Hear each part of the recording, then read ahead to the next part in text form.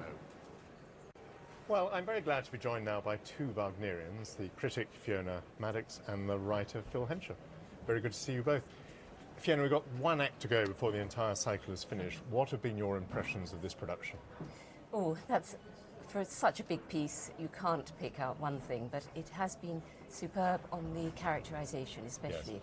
And this Götterdämmerung I'm seeing for the second time, and I'm seeing so much more.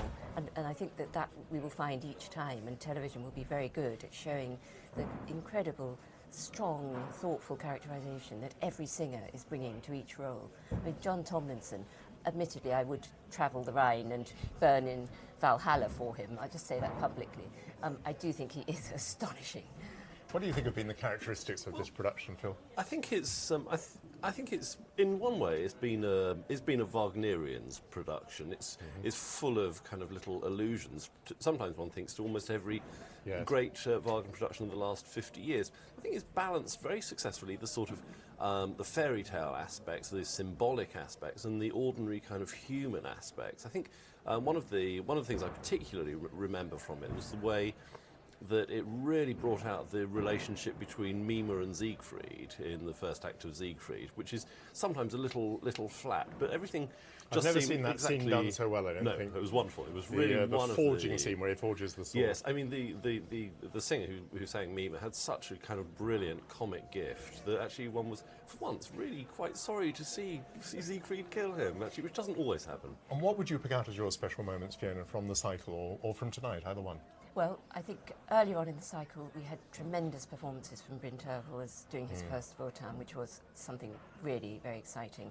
Later on, I think that as we've seen the sort of illusions that Philip referred to coming together, and it's a puzzle for the audience seeing it for the first time. There is so much going on, but I think Keith Warner has thought of it all very, very seriously. It's a very intellectual thoughtful production. I don't think it's intellectual. I think it's very human. I think it's the human expression and the complexity of the fact you can feel sorry for the evil ones. Sure. Is but the better you know it, yes, the more that you're comes going to across grasp more and more. some of these ideas. And I think one will get pleasure re-watching it, actually.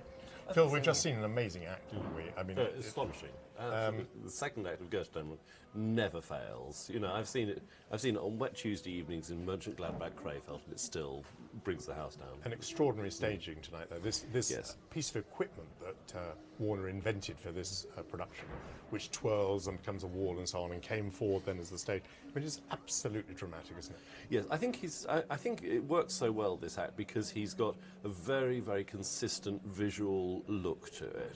I mean, suddenly it's 1930s Aristide Maillol chic, slightly kitsch statues, and it's very, very powerful. It's very important to have a kind of consistent look for that kind of drama, so the audience can just take it in, forget about it, and then just get absorbed in what's Stefanos happening. Lazaridis really makes amazing demands in these sets, doesn't he? He builds enormous structures. Fiona? I think there's the golden statues, which I hadn't really thought about until seeing them tonight. I think that's summing up the idea of the end of the gods, who've by now become sort of mere idols, golden idols, which even Hagen is worshipping, and it's going to be the end of them and the beginning of a new humanity. Here we are, more than 100 years after this was completed and first heard, still talking about it. Why, do you think, Phil?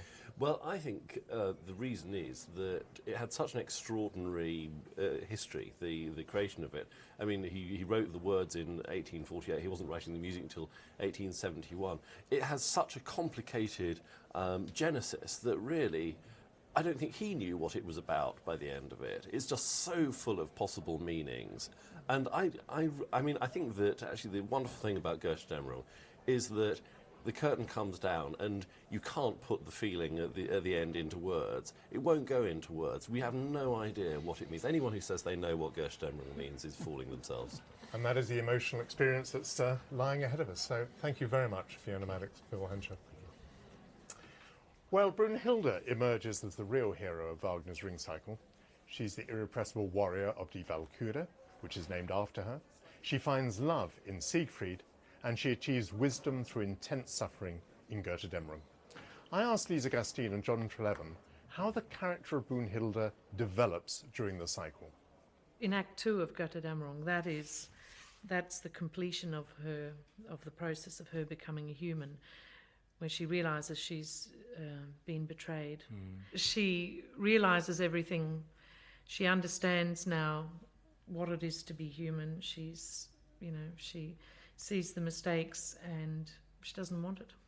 She's happy to go, and she sees the ring needs to go back to the Rhine, and she doesn't want it.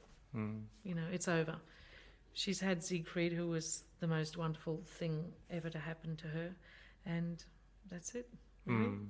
I mean, for me, she shows the most wonderful qualities of humankind, if you like, in what she says at the end. But she also, for me too, she somehow her godliness, her godlike status returns a bit to her. She becomes really noble at the end. Yes. And the most positive that a human can be, I think, in terms of character.